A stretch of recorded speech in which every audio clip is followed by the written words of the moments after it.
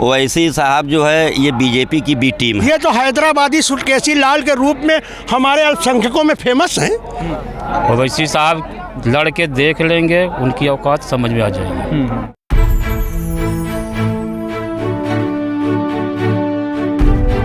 Calendar सिर्फ तारीख नहीं बताते हैं, कैलेंडर इतिहास भी बताते हैं। बहुजन समाज के स्वर्णिम इतिहास को समेटे हर साल की तरह दलित दस्तक 2022 में फिर से लेकर आया है बहुजन कैलेंडर। आज ही बुक करिए आप अपना बहुजन कैलेंडर। कैलेंडर मंगवाने के लिए 9013942612 या फिर 9711666056 पर व्हाट्सएप या फ़ोन करिए, या फिर dalitdastak@gmail.com पर ईमेल करिए। थोक में कैलेंडर ऑर्डर करने पर विशेष छूट दिया जाएगा। उत्तर प्रदेश की राजनीति में हमेशा से यह माना जाता रहा है कि मुस्लिम वोट है वो या तो सपा को पड़ता है या फिर बसपा को।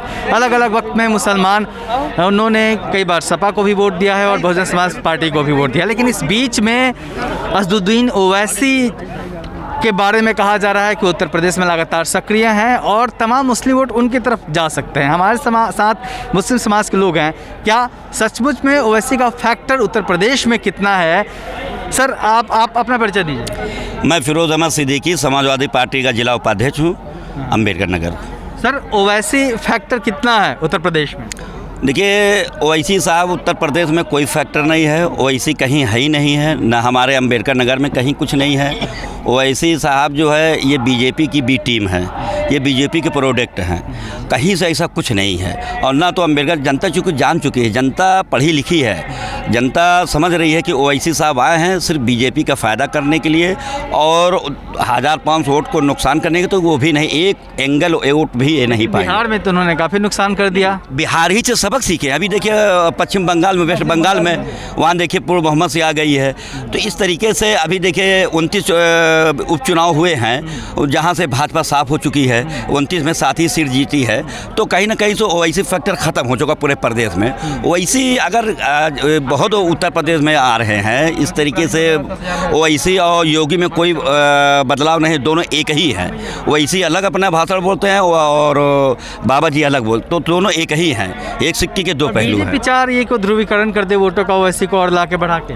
अब देखिए जनता बहुत जागरूक हो चुकी है। अब बीजेपी की हर चाल नाकाम हो चुकी है, क्योंकि ये बीजेपी जितना भी लड़ाना चाहती थी वो हिंदू, मुस्लिम, ठाकुर, पंडित, यादव, कुर्मी और प्रजापति, निषाद, धरकार, तमाम जातियों को एक दूसरे से लड़ाना चाहती थी। अब ऐसा कुछ नहीं है, क्योंकि मेन मुद्दा आ गया है, क्योंकि बीजेपी ने कोई विकास नहीं किया है, कोई काम नहीं किया, सिर्फ और सिर्फ जनता को लूटा है, जनता के खून को चूसा है और उद्योगपतियों को, 2 उद्योगपतियों के हाथ बिक गया है। पूरे उत्तर प्रदेश, पूरे भारत के जो है, चाहे वो रेलवे हो, चाहे उड्डयन विभाग हो, मतलब जितना भी है सब इसने बेचने का काम किया है। शुक्रिया। हाँ, आपका नाम क्या है? रमजान अली।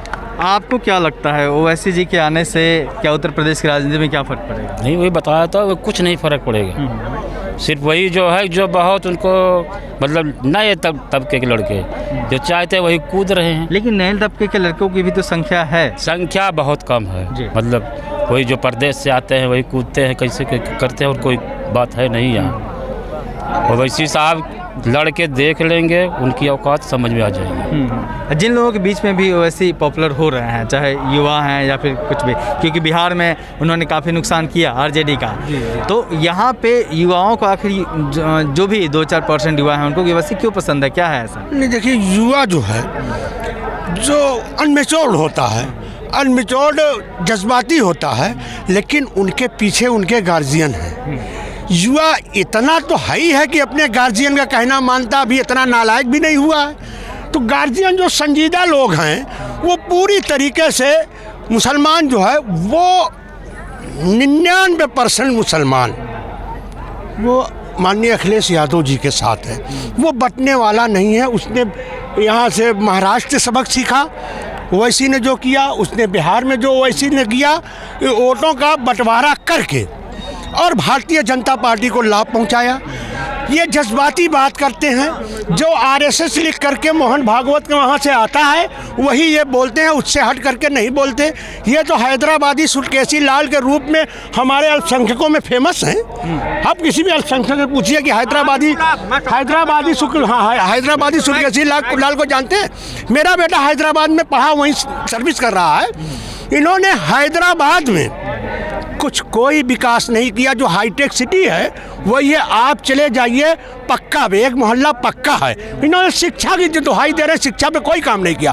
पक्के मोहल्ले में 500 घरों की आबादी है, वहाँ पे 300 लोग में से 5 लोग ग्रेजुएट हैं, बाकी जूनियर हाई स्कूल पर तक हैं। 200 तो एकदम निरा जाहिल हैं। इन्होंने कोई काम किया नहीं किया। गुर्बत, इतनी ही गुर्बत है कि वहाँ का जो इंटीरियर इलाका, मुस्लिम इलाका है, वो हमारे यहाँ की जो दलित बस्ती है उससे बहुत अच्छी है। अच्छा सर, पिछले विधानसभा चुनाव में भी मुसलमान सपा के साथ थे, हाँ, तब क्यों समाजवादी पार्टी इतने बुरी तरीके से हारी? देखिए, मुसलमान पूरी तरीके से समाजवादी इस बार साथ है तो कैसे सत्ता बन जाएगी? उस समय ध्रुवीकरण हो गया था, बहकावे में लोग आ गए थे। ये योगी मोदी के भाषण के झांसे में आए और वोट दे दिया। लेकिन इन दोनों ने, भारतीय जनता पार्टी की सरकार ने निरंतर इन दलितों, गरीबों, मेहनतकशों, नौजवानों पर नौकरी ज़्यादा दिया था। निरंतर 5 साल तक चोट किया, वोट लेकर के चोट किया। ये जनता समझ चुकी है। बेरोजगारी, महंगाई, भ्रष्टाचार, बलात्कार, महिलाएं नहीं सुरक्षित हैं और हत्याएं हो रही हैं, तो कानून का कोई राज ही नहीं है। इसलिए अब ये बटने वाली नहीं है धर्म के नाम पे। ना ऐसी वैसी आएंगे और ना योगी आएंगे। अरे बाबा का काम है, जाओ भाई मत देखो। अरे ये तो दीनदार बाबा थे, वैश्विक महामारी आई, धार्मिक बाबा थे, आध्यात्मिक बाबा थे, इनकी सरकार थी। वैश्विक महामारी कोरोना आई, हमारी बहू बेटियों की लाशों को कफन नहीं दिया, नंगा चुनरी खींच करके नंगा गंगा में प्रवाहित कर दिया गया, जलाने के। अरे चाहते आप, लकड़ियाँ आपकी सरकार थी, आप धार्मिक अनुष्ठान करते हुए उनका हिंदू समाज के 16 संस्कारों में अंतिम संस्कार जो होता है वो उसको आप कर देते, आखिरी संस्कार लकड़ियों से जला करते और विधि विधान के साथ करते। नहीं किया, फेंक दिया गंगा में, लाशें बह रही थी, नंगी लाशें, हम लोगों ने खुद देखा, शर्म आ रही थी। तो ये कहाँ से धार्मिक बाबा है? ये तो धर्म का लिबादा ओढ़ करके पूंजीपतियों के इशारे पर चलते हैं और पूंजीपति, बेरोजगारी, नौजवानों के अधिकार पे और पिछड़ों के जो पिछड़ों का, दलितों का आरक्षण है, मक्कारी करके उसको समझो। जी, निश्चित तौर पे एक जो बात चल रही है कि ओवैसी के आने से कहीं ना कहीं मुस्लिम वोट बटेंगे, खुद मुसलमानों को हमने सुना तो निश्चित तौर पे ये लग रहा है कि ऐसा उत्तर प्रदेश में कम होगा। और इनका कहना है कि जो भी युवा अपना ओवैसी की तरफ झुके हुए हैं, उनको ये लोग समझा लेंगे।